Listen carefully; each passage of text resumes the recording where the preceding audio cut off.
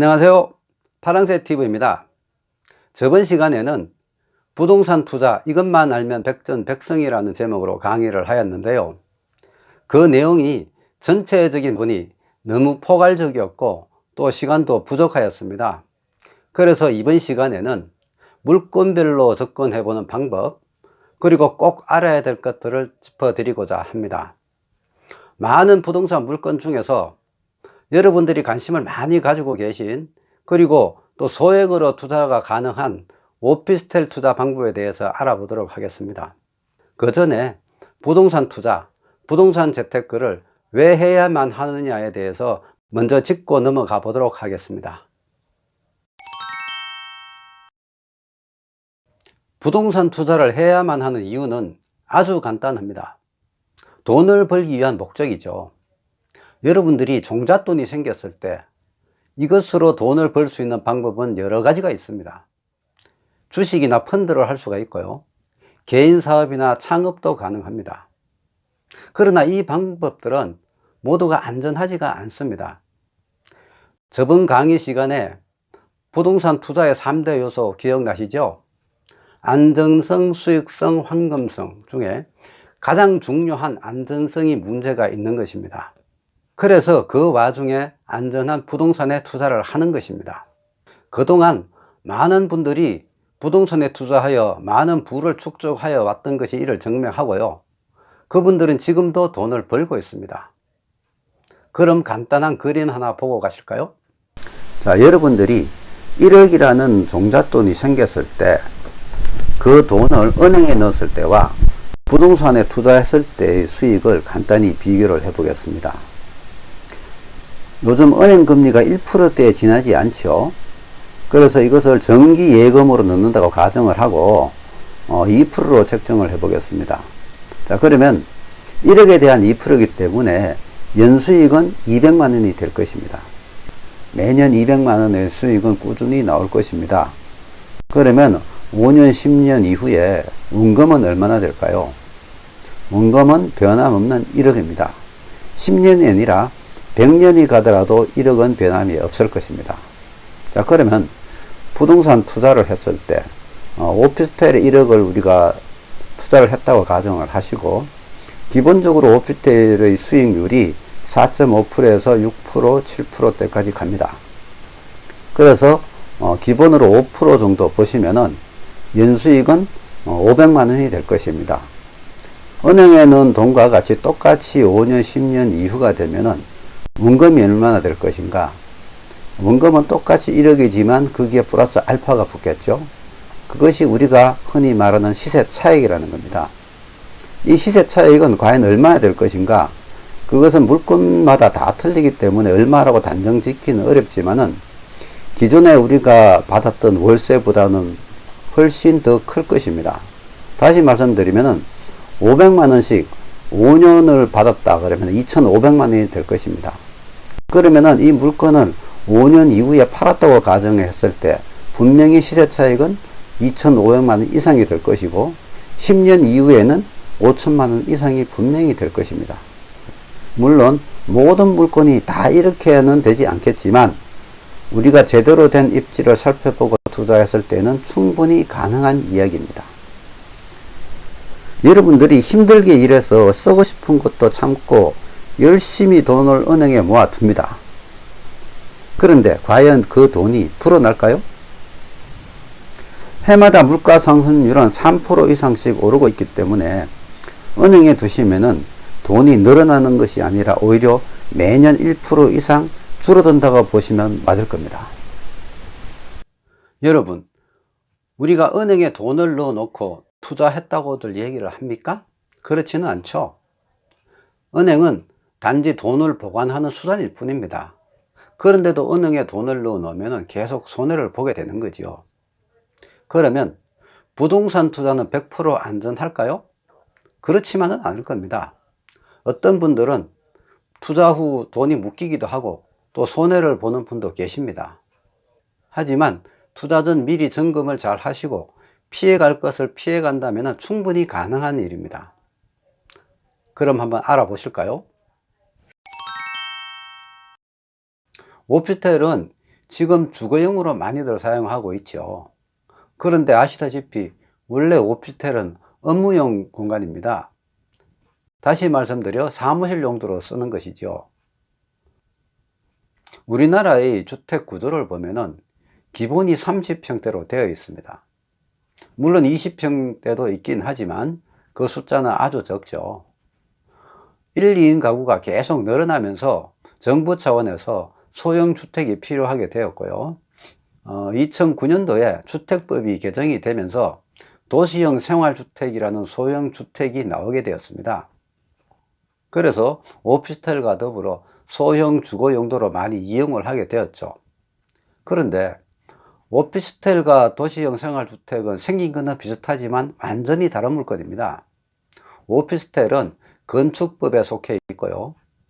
도시형 생활주택은 주택법에 속해 있는 것입니다. 그래서 취득세나 부가세 환급 유무, 또 세제 혜택 등 다른 부분이 아주 많습니다. 이것은 또 복잡하고 시간이 많이 요하는 것이라서 이 내용은 다음 시간에 상세하게 다뤄보기로 하고요. 오늘은 오피스텔에 대해서 알아보도록 하겠습니다. 오피스텔 투자는 두 가지 방법이 있을 겁니다.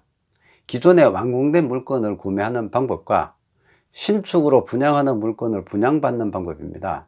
두 물건 다 장단점이 있기 때문에 한번 살펴보시죠. 첫째로 완공된 물건을 구매하는 경우는 세입자가 들어와 있을 확률이 많기 때문에 공실의 부담이 줄어든다고 보시면 되고요. 그 대신에 활성화된 지역이라면 이미 금액이 올라 있기 때문에 시세 차익은 미미하다라고 보시면 될 겁니다. 그리고 준공 후 10년이 넘은 물건은 피해 가시는 것이 좋습니다. 왜냐하면은 10년이 넘게 되면은 기존 옵션으로 들어가 있던 가전제품들, 냉장고, 에어컨, 보일러 이런 것들이 교체 시기가 되어 가고 있고요. 그리고 10년이 넘으면은 내장재가 낡아서 임차인들이 기피하는 현상이 생깁니다. 임차인들은 월세를 5만원에서 10만원 더 주더라도 신축 건물을 선호하는 편입니다. 그리고 신축 건물은 준공 시 한꺼번에 많은 물량이 쏟아지기 때문에 초기에 공실 염려가 있고요. 만약에 적정 금액으로 분양을 받았다면 시세 차익은 예상할 수 있을 겁니다. 앞서 말씀드린 바와 같이 부동산 투자는 월세보다는 시세 차익이 더 클 수가 있습니다. 그래서 분양 물건 위주로 먼저 설명을 드리겠습니다. 오피스텔 투자 시 가장 중점적으로 보아야 할 것들은 여러 가지가 있지만 가장 중요한 것은 입지입니다. 입지란 이 물건이 가지고 있는 위치와 그리고 주위 여건 환경을 얘기하는 겁니다. 우리가 오피스텔을 구매한 이유는 임대 목적이기 때문에 임대가 잘 들어올 수 있는 그런 지역, 또 그런 사람들이 유동이 많은 지역을 선택을 해야 되겠죠. 그래야 나중에 매매를 할 때도 손쉽게 잘 팔릴 수 있는 그런 조건이 될 겁니다. 그래서 기업체가 많은 곳, 대학가라든가 아니면 사무실 밀집 지역, 이런 지역이 아주 좋은 지역이라고 볼 수가 있겠습니다. 다음으로 최소 5% 이상의 임대 수익이 나올 수 있는 물건이어야 합니다. 다시 말씀드리면 입지가 엄청나게 좋다 하더라도 그 금액이 너무 비싸게 되면 수익성이 떨어지게 된다는 얘기입니다.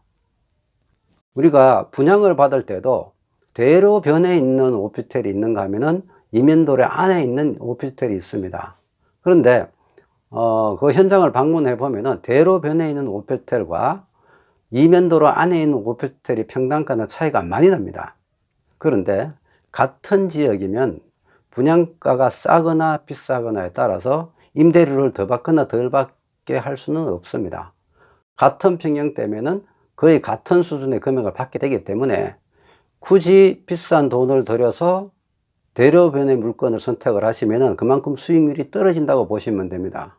그러기에 분양을 받을 때 적정 금액의 물건을 선택하시는 것도 하나의 방법이라고 생각이 됩니다.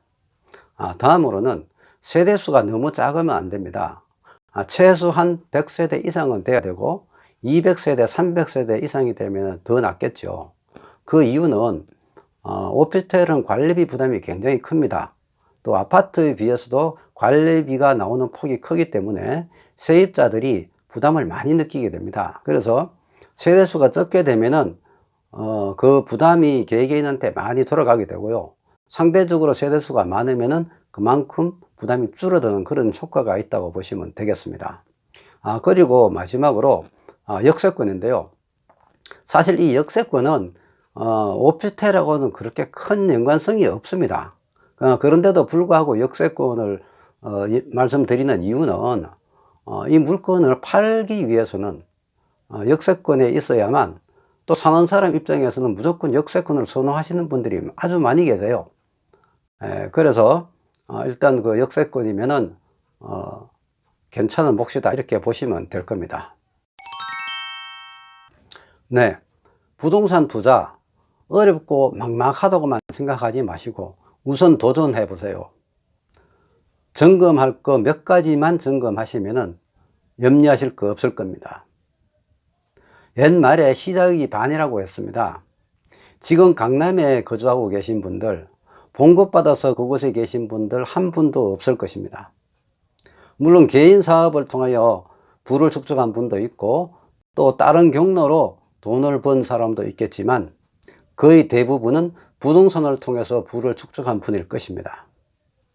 그분들도 처음에는 부동산 투자가 막막했을 겁니다. 여러분들 힘들 내시고 한번 도전해 보시고, 오늘 강의가 유익했다고 생각하시면 좋아요, 구독 눌러주시기 바랍니다. 감사합니다.